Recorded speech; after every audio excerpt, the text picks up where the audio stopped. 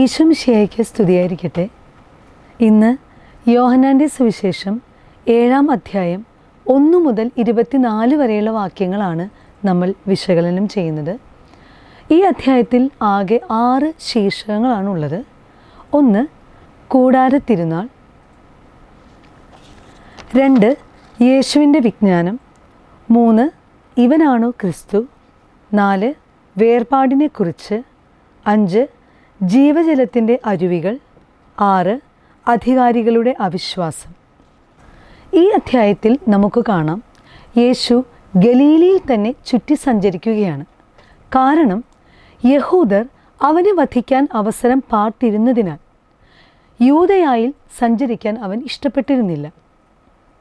എന്നാൽ അവൻ്റെ സഹോദരന്മാർ അവനോട് പറയുന്നുണ്ട്, നീ ചെയ്യുന്ന പ്രവൃത്തികൾ നിന്റെ ശിഷ്യന്മാർ കാണേണ്ടതിന് നീ ഇവിടം വിട്ട് യൂദയായിലേക്ക് പോവുക എന്ന്. അതിന് മറുപടിയായി യേശു പറയുന്ന പ്രധാന കാര്യങ്ങൾ ഇവയാണ്. എൻ്റെ സമയം ഇനിയും ആയിട്ടില്ല. ലോകത്തിൻ്റെ പ്രവൃത്തികൾ തിന്മയാണെന്ന് ഞാൻ സാക്ഷ്യപ്പെടുത്തുന്നതിനാൽ അത് എന്നെ വെറുക്കുന്നു. ഞാൻ ഈ തിരുനാളിന് പോകുന്നില്ല. എന്തെന്നാൽ എൻ്റെ സമയം ഇനിയും പൂർത്തിയായിട്ടില്ല. ഇപ്രകാരം പറഞ്ഞ് യേശു ഗലീലയിൽ തന്നെ താമസിക്കുകയാണ്.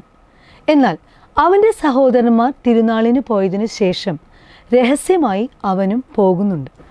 യേശു ദേവാലയത്തിൽ ചെന്ന് പഠിപ്പിച്ചു തുടങ്ങിയപ്പോൾ വിസ്മയിച്ച യഹൂദരോട് യേശു പറയുന്നുണ്ട്, എൻ്റെ പ്രബോധനങ്ങൾ എൻ്റെ സ്വന്തമല്ല, എന്നെ അയച്ചവൻ്റേതത്രേ എന്ന്. പിന്നീട് യഹൂദർക്ക് യേശുവിനോടുള്ള കോപത്തെ പരാമർശിച്ചുകൊണ്ട് യേശു അവരോട് ചോദിക്കുന്നുണ്ട്. 23-ാം വാക്യം വായിക്കാം. മോശയുടെ നിയമം ലംഘിക്കാതിരിക്കുന്നതിന് ഒരുവൻ സാബത്ത് ദിവസം പരിച്ഛേദനം സ്വീകരിക്കുന്നുവെങ്കിൽ സാബത്ത് ദിവസം ഒരു മനുഷ്യനെ ഞാൻ പൂർണ്ണമായി സുഖമാക്കിയതിന് നിങ്ങൾ എന്നോട് കോപിക്കുന്നുവോ? പിന്നീട് ഒരു ഉപദേശവും യേശു അവർക്ക് നൽകുന്നുണ്ട്. പുറമേ കാണുന്നതിനനുസരിച്ച് വിധിക്കാതെ നീതിയായി വിധിക്കുവിൻ എന്ന്. ഇനി പ്രധാനപ്പെട്ട ചോദ്യങ്ങൾ നമുക്കൊന്ന് നോക്കാം. ഒന്നാമത്തെ ചോദ്യം, യോഹന്നാൻ്റെ സുവിശേഷം 7-ാം അധ്യായത്തിൽ ആകെ എത്ര ശീർഷകങ്ങളുണ്ട്? ഉത്തരം 6. രണ്ടാമത്തെ ചോദ്യം, യോഹന്നാൻ്റെ സുവിശേഷം 7-ാം അധ്യായത്തിൽ ഏറ്റവും കുറച്ച് വാക്യങ്ങളുള്ള ശീർഷകം ഏത്? ഉത്തരം ജീവജലത്തിൻ്റെ അരുവികൾ. മൂന്നാമത്തെ ചോദ്യം, യേശു എവിടെയാണ് ചുറ്റി സഞ്ചരിച്ചു കൊണ്ടിരുന്നത്? ഉത്തരം ഗലീലയിൽ. നാലാമത്തെ ചോദ്യം, ആരാണ് യേശുവിനെ വധിക്കാൻ അവസരം പാർത്തിരുന്നത്? ഉത്തരം യഹൂദർ. അഞ്ചാമത്തെ ചോദ്യം, എവിടെ സഞ്ചരിക്കാൻ യേശു ഇഷ്ടപ്പെട്ടില്ല എന്നാണ് പറയുന്നത്? ഉത്തരം യൂദയായിൽ. ആറാമത്തെ ചോദ്യം, എന്തുകൊണ്ടാണ് യൂദയായിൽ സഞ്ചരിക്കാൻ അവൻ ഇഷ്ടപ്പെട്ടില്ല എന്ന് പറയുന്നത്? ഉത്തരം യഹൂദർ അവനെ വധിക്കാൻ അവസരം പാർത്തിരുന്നതുകൊണ്ട്. ഏഴാമത്തെ ചോദ്യം, ആരുടെ കൂടാര തിരുനാൾ സമീപിച്ചിരിക്കുന്നു എന്നാണ് പറയുന്നത്? ഉത്തരം യഹൂദരുടെ. എട്ടാമത്തെ ചോദ്യം, നീ ചെയ്യുന്ന പ്രവൃത്തികൾ നിന്റെ ശിഷ്യന്മാർ കാണേണ്ടതിന് നീ ഇവിടം വിട്ട് യൂദയായിലേക്ക് പോവുക. ഇങ്ങനെ പറഞ്ഞതാര്? ഉത്തരം അവൻ്റെ സഹോദരന്മാർ. ഒമ്പതാമത്തെ ചോദ്യം, നീ ചെയ്യുന്ന പ്രവൃത്തികൾ നിന്റെ ശിഷ്യന്മാർ കാണേണ്ടതിന് നീ ഇവിടം വിട്ട് എങ്ങോട്ട് പോവുക എന്നാണ് അവൻ്റെ ശിഷ്യന്മാർ പറഞ്ഞത്? ഉത്തരം യൂദയായിലേക്ക്. പത്താമത്തെ ചോദ്യം, നിന്റെ ശിഷ്യന്മാർ എന്ത് കാണേണ്ടതിന് നീ ഇവിടം വിട്ട് യൂദയായിലേക്ക് പോവുക എന്നാണ് അവൻ്റെ സഹോദരന്മാർ അവനോട് പറഞ്ഞത്? ഉത്തരം നീ ചെയ്യുന്ന പ്രവൃത്തികൾ. 11ാമത്തെ ചോദ്യം, നീ ചെയ്യുന്ന പ്രവൃത്തികൾ ആര് കാണേണ്ടതിന് നീ ഇവിടം വിട്ട് യൂദയായിലേക്ക് പോവുക എന്നാണ് അവൻ്റെ സഹോദരന്മാർ അവനോട് പറഞ്ഞത്? ഉത്തരം നിന്റെ ശിഷ്യന്മാർ. 12ാമത്തെ ചോദ്യം, എന്ത് ആഗ്രഹിക്കുന്നവനാണ് രഹസ്യമായി പ്രവർത്തിക്കുകയില്ല എന്ന് പറയുന്നത്? ഉത്തരം പരസ്യമായി അറിയപ്പെടാൻ. 13ാമത്തെ ചോദ്യം, പരസ്യമായി അറിയപ്പെടാൻ ആഗ്രഹിക്കുന്നവൻ എന്ത് ചെയ്യുകയില്ല എന്നാണ് പറയുന്നത്? ഉത്തരം രഹസ്യമായി പ്രവർത്തിക്കുകയില്ല. 14ാമത്തെ ചോദ്യം, പരസ്യമായി അറിയപ്പെടാൻ ആഗ്രഹിക്കുന്നവൻ രഹസ്യമായി പ്രവർത്തിക്കുകയില്ല. നീ ഇതെല്ലാം ചെയ്യുന്നെങ്കിൽ ഡാഷ്. ഉത്തരം നിന്നെ ലോകത്തിന് വെളിപ്പെടുത്തുക. 15-ാമത്തെ ചോദ്യം, നീ ഇതെല്ലാം ചെയ്യുന്നെങ്കിൽ നിന്നെ ലോകത്തിന് വെളിപ്പെടുത്തുക എന്ന് സഹോദരന്മാർ പറഞ്ഞപ്പോൾ യേശുവിൻ്റെ മറുപടി എന്തായിരുന്നു? ഉത്തരം, എൻ്റെ സമയം ഇതുവരെയും ആയിട്ടില്ല, നിങ്ങൾക്കാകട്ടെ എപ്പോഴും അനുകൂലമായ സമയമാണല്ലോ. 16-ാമത്തെ ചോദ്യം, എന്തുകൊണ്ട് ലോകം എന്നെ വെറുക്കുന്നു എന്നാണ് യേശു പറഞ്ഞത്? ഉത്തരം, അതിൻ്റെ പ്രവൃത്തികൾ തിന്മയാണെന്ന് ഞാൻ സാക്ഷ്യപ്പെടുത്തുന്നതിനാൽ. 17-ാമത്തെ ചോദ്യം തെറ്റിതിരുത്താനുള്ളതാണ്. ലോകത്തിന് നിങ്ങളെ വെറുക്കാൻ സാധിക്കുകയില്ല, എന്നാൽ അതിൻ്റെ പ്രവൃത്തികൾ തിന്മയായതിനാൽ അത് എന്നെ വെറുക്കുന്നു. ഉത്തരം, ലോകത്തിന് നിങ്ങളെ വെറുക്കാൻ സാധിക്കുകയില്ല, എന്നാൽ അതിൻ്റെ പ്രവൃത്തികൾ തിന്മയാണെന്ന് ഞാൻ സാക്ഷ്യപ്പെടുത്തുന്നതിനാൽ അത് എന്നെ വെറുക്കുന്നു. 18-ാമത്തെ ചോദ്യം, നിങ്ങൾ തിരുനാളിന് പൊയ്ക്കൊള്ളുവിൻ, ഞാൻ ഈ തിരുനാളിന് പോകുന്നില്ല എന്ന് യേശു പറയാൻ കാരണം? ഉത്തരം, യേശുവിൻ്റെ സമയം ഇനിയും പൂർത്തിയായിട്ടില്ലാത്തതുകൊണ്ട്. 19-ാമത്തെ ചോദ്യം, യോഹന്നാൻ്റെ സുവിശേഷം 7-ാം അധ്യായം 6-ാം വാക്യം എഴുതുക. ഉത്തരം, യേശു പറഞ്ഞു, എൻ്റെ സമയം ഇതുവരെയും ആയിട്ടില്ല, നിങ്ങൾക്കാകട്ടെ എപ്പോഴും അനുകൂലമായ സമയമാണല്ലോ. 20-ാമത്തെ ചോദ്യം, യോഹന്നാൻ 7:8 ഉദ്ധരിക്കുക. ഉത്തരം, നിങ്ങൾ തിരുനാളിന് പൊയ്ക്കൊള്ളുവിൻ, ഞാൻ ഈ തിരുനാളിന് പോകുന്നില്ല, എന്തെന്നാൽ എൻ്റെ സമയം ഇനിയും പൂർത്തിയായിട്ടില്ല. 21-ാമത്തെ ചോദ്യം, നിങ്ങൾ തിരുനാളിന് പൊയ്ക്കൊള്ളുവിൻ, ഞാൻ ഈ തിരുനാളിന് പോകുന്നില്ല, എന്തെന്നാൽ എൻ്റെ സമയം ഇനിയും പൂർത്തിയായിട്ടില്ല.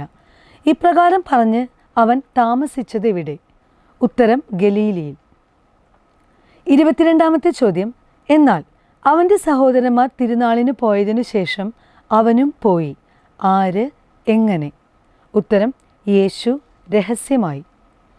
23-ാമത്തെ ചോദ്യം, എന്നാൽ അവൻ്റെ സഹോദരന്മാർ തിരുനാളിന് പോയതിനു ശേഷം അവനും പോയത് എങ്ങനെയല്ല എന്നാണ് പറയുന്നത്? ഉത്തരം, പരസ്യമായല്ല. 24-ാമത്തെ ചോദ്യം, ആര് തിരുനാളിന് പോയതിനു ശേഷം അവനും പോയി എന്നാണ് പറയുന്നത്? ഉത്തരം, അവൻ്റെ സഹോദരന്മാർ. 25-ാമത്തെ ചോദ്യം, എന്ത് ചോദിച്ചുകൊണ്ടാണ് തിരുനാളിൽ യഹൂദർ അവനെ അന്വേഷിച്ചു കൊണ്ടിരുന്നത്? ഉത്തരം, അവൻ എവിടെ എന്ന് ചോദിച്ചുകൊണ്ട്. 26-ാമത്തെ ചോദ്യം, അവൻ എവിടെ എന്ന് ചോദിച്ചുകൊണ്ട് തിരുനാളിൽ യഹൂദർ അന്വേഷിച്ചു കൊണ്ടിരുന്നത് ആരെ? ഉത്തരം, യേശുവിനെ. 27-ാമത്തെ ചോദ്യം, അവൻ എവിടെ എന്ന് ചോദിച്ചുകൊണ്ട് തിരുനാളിൽ യേശുവിനെ അന്വേഷിച്ചു കൊണ്ടിരുന്നത് ആര്? ഉത്തരം, യഹൂദർ. 28-ാമത്തെ ചോദ്യം, അവനെപ്പറ്റി രഹസ്യമായി പലതും പറഞ്ഞിരുന്നത് ആര്? ഉത്തരം, ആളുകൾ. 29-ാമത്തെ ചോദ്യം, ആളുകൾ അവനെപ്പറ്റി രഹസ്യമായി പലതും പറഞ്ഞിരുന്നു, ഇവിടെ ചിലർ പറഞ്ഞു എന്ന് പറയുന്നതെന്ത്? ഉത്തരം, അവൻ ഒരു നല്ല മനുഷ്യനാണ് എന്ന്.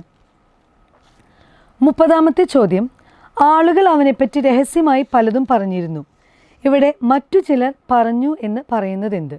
ഉത്തരം, അവൻ ജനങ്ങളെ വഴി പിഴപ്പിക്കുന്നു എന്ന്. 31-ാമത്തെ ചോദ്യം, എന്തുകൊണ്ടാണ് ആരും അവനെപ്പറ്റി പരസ്യമായി ഒന്നും സംസാരിക്കാതിരുന്നത്? ഉത്തരം, യഹൂദരെ ഭയന്ന്. 32-ാമത്തെ ചോദ്യം, എപ്പോഴാണ് യേശു ദേവാലയത്തിൽ ചെന്ന് പഠിപ്പിച്ചു തുടങ്ങിയത്? ഉത്തരം, തിരുനാൾ പകുതിയായപ്പോൾ. 33-ാമത്തെ ചോദ്യം, തിരുനാൾ പകുതിയായപ്പോൾ യേശു എവിടെ ചെന്നാണ് പഠിപ്പിച്ചു തുടങ്ങിയത്? ഉത്തരം, ദേവാലയത്തിൽ ചെന്ന്. 34-ാമത്തെ ചോദ്യം, യഹൂദർ വിസ്മയിക്കാൻ കാരണമെന്ത്? ഉത്തരം, ഒന്നും പഠിച്ചിട്ടില്ലാതിരിക്കെ ഇവന് ഇത്ര അറിവ് എവിടെ നിന്നു കിട്ടി എന്ന് പറഞ്ഞ്. 35-ാമത്തെ ചോദ്യം, ഒന്നും പഠിച്ചിട്ടില്ലാതിരിക്കെ ഇവന് ഇത്ര അറിവ് എവിടെ നിന്ന് കിട്ടി എന്ന് പറഞ്ഞ് വിസ്മയിച്ചതാര്? ഉത്തരം, യഹൂദർ. 36-ാമത്തെ ചോദ്യം, ഒന്നും പഠിച്ചിട്ടില്ലാതിരിക്കെ ഇവന് ഇത്ര അറിവ് എവിടെ നിന്ന് കിട്ടി എന്ന് പറഞ്ഞ് വിസ്മയിച്ച യഹൂദരോട് യേശു പറഞ്ഞതെന്ത്? ഉത്തരം, എൻ്റെ പ്രബോധനം എൻ്റെ സ്വന്തമല്ല, എന്നെ അയച്ചവൻ്റേതത്രേ. 37-ാമത്തെ ചോദ്യം, തൻ്റെ പ്രബോധനം എങ്ങനെയുള്ളതാണെന്നാണ് യേശു പറയുന്നത്? ഉത്തരം, എൻ്റെ സ്വന്തമല്ല, എന്നെ അയച്ചവൻ്റേതത്രേ. 38-ാമത്തെ ചോദ്യം, ആരാണ് ഈ പ്രബോധനം ദൈവത്തിൽ നിന്നുള്ളതോ അതോ ഞാൻ സ്വയം നൽകുന്നതോ എന്ന് മനസ്സിലാക്കും എന്ന് യേശു പറയുന്നത്? ഉത്തരം, അവിടുത്തെ ഇഷ്ടം നിറവേറ്റാൻ മനസ്സുള്ളവൻ. 39 ചോദ്യം, അവിടുത്തെ ഇഷ്ടം നിറവേറ്റാൻ മനസ്സുള്ളവൻ ഈ പ്രബോധനം എന്താണെന്ന് മനസ്സിലാക്കും എന്നാണ് യേശു പറയുന്നത്. ഉത്തരം, ദൈവത്തിൽ നിന്നുള്ളതോ അതോ ഞാൻ സ്വയം നൽകുന്നതോ.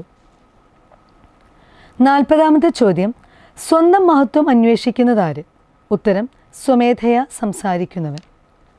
41 ചോദ്യം, സ്വമേധയാ സംസാരിക്കുന്നവൻ എന്താണ് അന്വേഷിക്കുന്നത്? ഉത്തരം, സ്വന്തം മഹത്വം. 42 ചോദ്യം, ആരാണ് സത്യവാൻ? ഉത്തരം, തന്നെ അയച്ചവൻ്റെ മഹത്വം അന്വേഷിക്കുന്നവൻ. 43 ചോദ്യം, തന്നെ അയച്ചവൻ്റെ മഹത്വം അന്വേഷിക്കുന്നവൻ എങ്ങനെയുള്ളവനാണ്? ഉത്തരം, അവൻ സത്യവാനാണ്, അവനിൽ അനീതിയില്ല. 44 ചോദ്യം, തന്നെ അയച്ചവൻ്റെ മഹത്വം അന്വേഷിക്കുന്നവൻ സത്യവാനാണ്, അവനിൽ എന്തില്ല എന്നാണ് പറയുന്നത്? ഉത്തരം, അനീതിയില്ല. 45 ചോദ്യം, എന്തുകൊണ്ടാണ് നിങ്ങൾ എന്നെ കൊല്ലാൻ ആലോചിക്കുന്നത് എന്ന യേശുവിൻ്റെ ചോദ്യത്തിന് ജനങ്ങളുടെ മറുപടി എന്തായിരുന്നു? ഉത്തരം, നിനക്ക് പിശാചുണ്ട്, ആരാണ് നിന്നെ കൊല്ലാൻ ആലോചിക്കുന്നത്? 46 ചോദ്യം, നിനക്ക് പിശാചുണ്ട്, ആരാണ് നിന്നെ കൊല്ലാൻ ആലോചിക്കുന്നത് എന്ന് യേശുവിനോട് പറഞ്ഞതാര്? ഉത്തരം, ജനങ്ങൾ. 47 ചോദ്യം, ഞാൻ ഒരു പ്രവൃത്തി ചെയ്തു, അതിൽ നിങ്ങളെല്ലാവരും എന്തു ചെയ്യുന്നു എന്നാണ് പറയുന്നത്? ഉത്തരം, ആശ്ചര്യപ്പെടുന്നു. 48 ചോദ്യം, എന്തിൽ നിങ്ങളെല്ലാവരും ആശ്ചര്യപ്പെടുന്നു എന്നാണ് യേശു പറയുന്നത്? ഉത്തരം, ഞാൻ ഒരു പ്രവൃത്തി ചെയ്തു അതിൽ. 49 ചോദ്യം, ആരാണ് നിങ്ങൾക്ക് പരിച്ഛേദന നിയമം നൽകിയിരിക്കുന്നു എന്ന് പറയുന്നത്? ഉത്തരം, മോശ. 50 ചോദ്യം, യോഹന്നാൻ 7:22 മോശ നിങ്ങൾക്ക് നൽകിയിരിക്കുന്നു എന്ന് പറയുന്നതെന്ത്? ഉത്തരം, പരിച്ഛേദന നിയമം. 51 ചോദ്യം, വാസ്തവത്തിൽ പരിച്ഛേദന നിയമം ആരിൽ നിന്നല്ല എന്നാണ് യോഹന്നാൻ 7:22 പറയുന്നത്? ഉത്തരം, മോശയിൽ നിന്നല്ല. 52 ചോദ്യം, പരിച്ഛേദന നിയമം വാസ്തവത്തിൽ മോശയിൽ നിന്നല്ല, പിന്നെ ആരിൽ നിന്നാണെന്നാണ് പറയുന്നത്? ഉത്തരം, പിതാക്കന്മാരിൽ നിന്ന്. 53 ചോദ്യം, എന്തനുസരിച്ചാണ് സാബത്തിൽ ഒരുവന് നിങ്ങൾ പരിച്ഛേദന നടത്തുന്നത്? ഉത്തരം, പരിച്ഛേദന നിയമം അനുസരിച്ച്. 54 ചോദ്യം, ഒരുവൻ സാബത്ത് ദിവസം പരിച്ഛേദനം സ്വീകരിക്കുന്നത് എന്തിന്? ഉത്തരം, മോശയുടെ നിയമം ലംഘിക്കാതിരിക്കുന്നതിന്. 55 ചോദ്യം, എന്തിന് നിങ്ങൾ എന്നോട് കോപിക്കുന്നുവോ എന്നാണ് യേശു ചോദിക്കുന്നത്? ഉത്തരം, സാബത്ത് ദിവസം ഒരു മനുഷ്യനെ ഞാൻ പൂർണ്ണമായി സുഖമാക്കിയതിന്. 56 ചോദ്യം, സാബത്ത് ദിവസം ഒരു മനുഷ്യനെ ഞാൻ പൂർണ്ണമായി സുഖമാക്കിയതിന് നിങ്ങൾ എന്നോട് എന്തു ചെയ്യുന്നുവോ എന്നാണ് യേശു ചോദിക്കുന്നത്? ഉത്തരം, കോപിക്കുന്നുവോ. 56 ചോദ്യം, പുറമേ കാണുന്നതനുസരിച്ച് വിധിക്കാതെ എങ്ങനെ വിധിക്കുവിൻ എന്നാണ് യേശു പറയുന്നത്? ഉത്തരം, നീതിയായി. 57 ചോദ്യം, എങ്ങനെ വിധിക്കാതെ നീതിയായി വിധിക്കുവിൻ എന്നാണ് പറയുന്നത്? ഉത്തരം, പുറമേ കാണുന്നതനുസരിച്ച് വിധിക്കാതെ. 58 ചോദ്യം, യോഹന്നാൻ 7:2 സമാനമായ പഴയ നിയമ പുസ്തകങ്ങൾ? ഉത്തരം, ലേവ്യർ 23:34, നിയമാവർത്തനം 16:16. 59 ചോദ്യം, യോഹന്നാൻ 7:3 സമാനമായ മറ്റ് സുവിശേഷ ഭാഗങ്ങൾ? ഉത്തരം, മർക്കോസ് 3:21 മുതൽ 31 വരെ, മത്തായി 12:46. 60 ചോദ്യം, യോഹന്നാൻ 7:22 സമാനമായ പഴയ നിയമ ഭാഗങ്ങൾ? ഉത്തരം, ലേവ്യർ 12:3, ഉൽപ്പത്തി 17:10. 61 ചോദ്യം, യോഹന്നാൻ 7:20 സമാനമായ യോഹന്നാൻ്റെ സുവിശേഷത്തിലെ തന്നെ ഭാഗം? ഉത്തരം, യോഹന്നാൻ 8:48. 62 ചോദ്യം, യോഹന്നാൻ 7:24 സമാനമായ പഴയ നിയമ ഭാഗം? ഉത്തരം, ഏശയ്യ 11:3, സഖറിയ 7:9. ഇപ്പോൾ പ്രധാനപ്പെട്ട ചോദ്യങ്ങളൊക്കെ നമ്മൾ നോക്കിക്കഴിഞ്ഞു. അപ്പോൾ എല്ലാവരും നന്നായി പഠിച്ച് പരീക്ഷയ്ക്ക് തയ്യാറാവുക, നല്ലവണ്ണം പരീക്ഷ എഴുതി ഉന്നത വിജയം കരസ്ഥമാക്കുക. എല്ലാവർക്കും നന്ദി.